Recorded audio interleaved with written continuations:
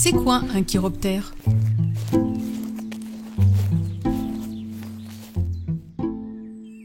Alors, chiroptère, c'est quoi un chiroptère?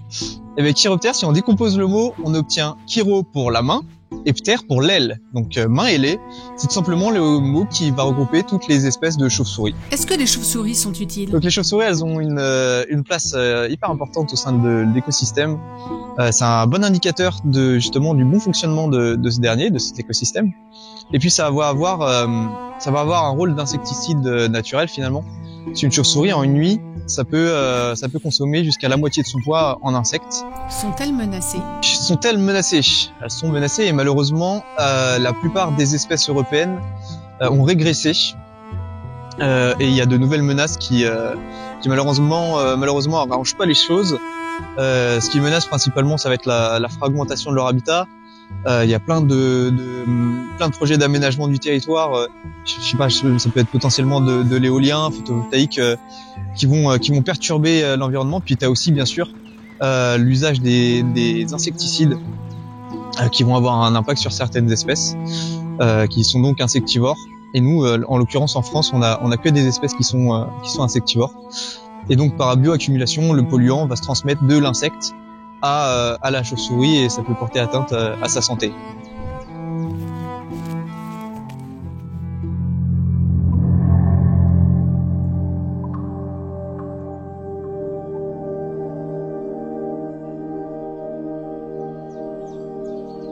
Depuis 55 millions d'années, les chauves-souris se distinguent par des capacités biologiques uniques parmi les mammifères. Le vol, l'écholocation pour se repérer dans l'obscurité et l'hibernation constituent ainsi les trois principaux facteurs évolutifs caractéristiques des espèces des zones tempérées. Les chauves-souris des zones tempérées connaissent un cycle de vie distinct, alternant entre une phase active et une phase d'hibernation. Ce cycle entraîne 2 fois par an des changements d'environnement et une profonde modification des paramètres physiologiques. À l'arrivée de l'automne, saison durant laquelle les chauves-souris constituent des réserves de graisse, tout en se consacrant aux accouplements, quand sonne la fin de cette saison et l'arrivée du froid, les femelles gestantes ainsi que les mâles vont s'endormir pour de longs mois. Afin de surmonter la perte de chaleur et la diminution des insectes, ressources alimentaires, les chauves-souris ont développé une adaptation qui consiste à vivre au ralenti.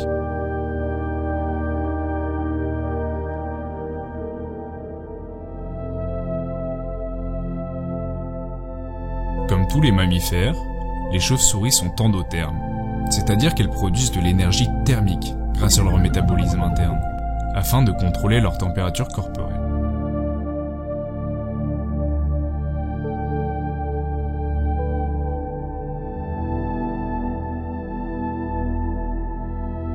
L'hibernation ou léthargie profonde se déroule sur plusieurs mois. Cette fois, le métabolisme des individus est ralenti jusqu'à l'extrême, et la graisse brune, combustible énergétique stocké à l'arrière de la tête depuis le début de l'automne, leur permet de tenir sur une aussi longue durée. Afin de survivre, il est nécessaire de sectionner un gîte bien adapté, stable en température, protégé du gel et offrant une bonne humidité afin d'éviter la déshydratation. Les milieux souterrains, naturels et artificiels, représentent des sites idéaux. C'est le cas de ces carrières de calcaire.